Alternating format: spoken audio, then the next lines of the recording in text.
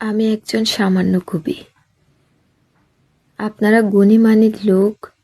আপনারা কত পড়েছেন, কত শুনেছেন। আপনারা রসের বিচার করতে জানেন। আমি আপনাদের সভায় এসেছি। যদি অনুমতি পাই, আমি আপনাদের আজ দুজন নারী পুরুষের ভালোবাসার গান শোনাবো। ভালোবাসার জন্য মানুষ পৃথিবীতে জন্মায়, কিন্তু এই যে দুজন, এদের মতো এমন তীব্র মধুরভাবে আর কেউ বোধহয় কখনো ভালোবাসেনি। আপনারা মহৎ, আপনারা উদার। আপনারা জানেন ভালোবাসা হচ্ছে আগুনের মতো, যাতে কোনো পাপ স্পর্শ করে না। আপনারা অন্তর দিয়ে বুঝতে পারবেন এই দুই হতভাগ্য প্রেমিক প্রেমিকা প্রেমের শক্তিতে কি করে পাপ পুণ্য ছাড়িয়ে গিয়েছিল। আহা, ওদের গান শুনলে যে মানুষ পাহাড়ের মতো কঠোর ব্রহ্মচারী, তার বুক পুড়ে বেরিয়ে আসে ঝর্ণা। অপ্রেমিকও প্রেমিক হয়। সুখ ভোগ আমোদ আওলাদে ডুবে আছে যে মানুষ, এই গান শুনে সেও এক মুহূর্ত থমকে যায়। তার মনে পড়ে জীবনে কি যেন বাকি রয়ে গেল। বুকের মধ্যটা উদাস উদাস হয়ে যায়। এই গান শোনার পর যখন আপনারা কেউ একা থাকবেন, আপনাদের মনে হবে এই পৃথিবীতে যে জন্মালাম, জীবনটা ঠিক মতো বাঁচা হলো তো, নাকি এক জীবন মনের ভুলেই কেটে গেল। ভালোবাসাহীন জীবনই তো ভুল জীবন। আমি এই গান গ্রামে গ্রামে, হাটে বাজারে, নদীর ধারে গিয়ে বেড়াই। আজ আপনাদের সভায় এসেছি, অনুমতি করুন। রাজকুমারের নাম দুঃখ, রাজকন্যার নাম সোনালী। কোথায় কত দূরে ওরা ছিল, তবুও দেখা হয়ে গেল। পৃথিবীতে এদের চেয়ে সুন্দর, এদের চেয়ে নিষ্পাপ নারী পুরুষ কি আর জন্মেছে? ওদের মতো সুখী কেউ নেই, ওদের মতো দুঃখীও কেউ নেই। ভালোবাসা মানেই তো দুঃখ, তবুও মানুষ ভালোবাসতে চায়। জীবনে ভালোবাসাই একমাত্র দুঃখ, যেখানে মানুষ ইচ্ছে করে ঝাঁপিয়ে পড়ে। কিন্তু ওরা বড় বেশি দুঃখ পেয়েছে ভালোবেসে। অমন সোনার মতন শরীর, তবু বনের মধ্যে ছিন্ন ভিন্ন পোশাকে রোদ বৃষ্টির নিচে দুজনে দুজনকে আলিঙ্গন করে যখন ঘুমিয়েছে, সে দৃশ্য ভাবলে বুক ফেটে যায়। আমাকে 1 মিনিট ক্ষমা করুন। ওদের কথা বলার আগে আমি একটু চুপ করে বসে থাকি। ওদের কথা বলতে গেলেই আমার গলার কাছে কান্না ঠেলে আসে। প্রতিটি নিঃশ্বাস দীর্ঘশ্বাস হয়ে যায়। ওরা একসঙ্গে পান করেছিল ভালোবাসা ও মৃত্যু। ওদের কাছে মৃত্যু আর ভালোবাসা এক।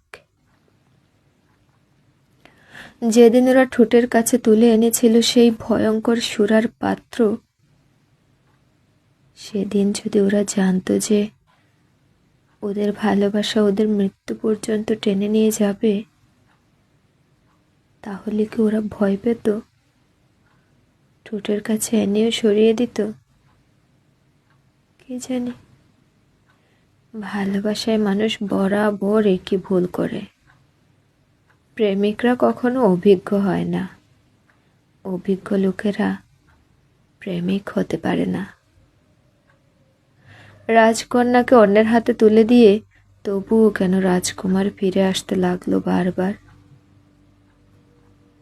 কিন্তু তার আগে বলি রাজকুমারের জীবন বৃত্তান্ত, ওর দক্ষিণী মায়ের কথা, যে মা নিজের সন্তানের নাম রেখেছিল দুঃখ। সে অনেক দিন আগের কথা, অনেক দূর দেশের কথা, রূপকথা নয়, আমার আপনার জীবনের মতোই সত্যি ঘটনা।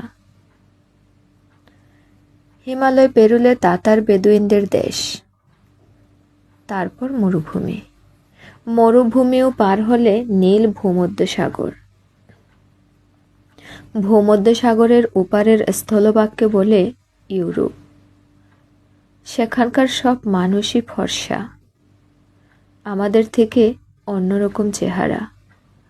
কিন্তু চেহারা ভিন্ন হলে কি হবে, মানুষের স্বভাব পৃথিবীর সব দেশেই একরকম।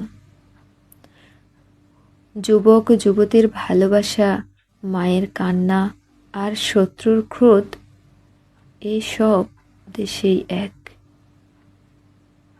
এই সব দেশেই এক। ওই ইউরোপের একটা ছোট্ট রাজ্যের নাম কর্নওয়াল। সেখানকার রাজার নাম মার্ক, ভারী ধর্মপ্রাণ, ন্যায়পরায়ণ রাজা। রাজা প্রজারা সকলেই তাকে ভালোবাসে।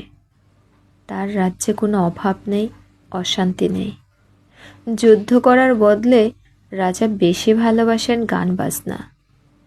হঠাৎ একদিন ওর রাজ্যে আক্রমণ করল বাইরের এক দস্যু রাজা। সীমান্ত পেরিয়ে শত্রু সৈন্য গ্রামের পর গ্রাম পুড়িয়ে দিতে লাগলো। রাজা মার্ক প্রাণপণে লড়াই করতে লাগলেন নিজের রাজ্য রক্ষার জন্য। কিন্তু দুর্দান্ত বেপরোয়া নিষ্ঠুর দস্যুদের সঙ্গে সহজে এঁটে উঠলেন না। দীর্ঘদিন ধরে যুদ্ধ চলতে লাগলো। রাজা মার্কের দেশের একদিকে সমুদ্র, সেই সমুদ্রের ওপারে যে রাজ্য, তার নাম লিওনেস। সেই লিওনেসের রাজা রিভালেন রাজা মার্কের খুব ভালো বন্ধু। তিনি বন্ধুর বিপদের কথা শুনেই নিজের সৈন্য সামন্ত নিয়ে সমুদ্র পেরিয়ে ছুটে এলেন সাহায্য করতে। রাজা মার্কের সঙ্গে যদিও রিভালেনের বন্ধুত্ব, কিন্তু দুজনের চরিত্র সম্পূর্ণ দুরকম। রিভালেনের দীর্ঘ সুঠাম চেহারা, দুঃসাহসী স্বভাব, যুদ্ধ করাই তার একমাত্র শখ। রাজা মার্ককে তিনি বললেন, তুমি এবার একটু বিশ্রাম করো, আমি যুদ্ধটা সেরে আসি। তারপরে তিনি ঝাঁপিয়ে পড়লেন যুদ্ধে।